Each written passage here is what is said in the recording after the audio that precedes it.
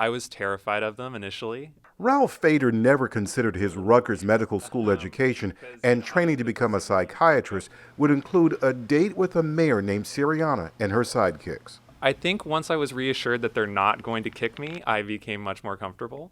Hopefully patients don't do that as well. Twice a year, a dozen or so Rutgers Medical School students take a trip to Hillsboro's Spring Rains of Hope to woo the horses, to develop a rapport with them, the same way they would have to warm up to patients. They must relax, give a horse their attention, make eye contact to establish trust and an emotional connection, so the horse will cooperate in several exercises. The workshop is called Horses for Healers.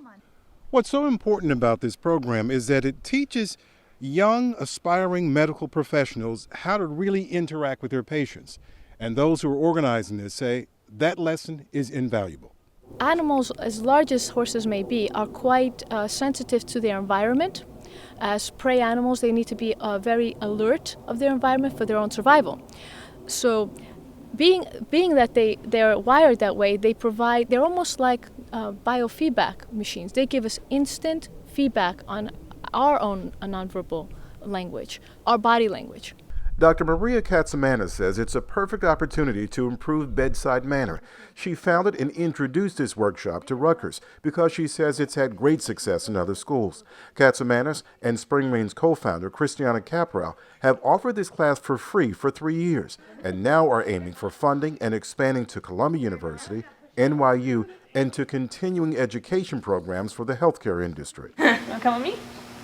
Caprow says a horse is an honest barometer of body language, and if someone doesn't connect right away, he or she can try it again in a few minutes. They live in the moment only, so 5 minutes later, you might take what your reaction was and learn from that and change it in some way, and the same horse will give you a completely different reaction. So it's just a great way to gauge the honesty of how safe you feel to them. Hello.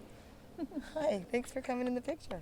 When Rutgers announces it's offering this elective each semester, it gets attention and fills up quickly. Students do enjoy learning through non-classwork, non-PowerPoint modalities. So the fact that it fills quickly isn't a surprise to me.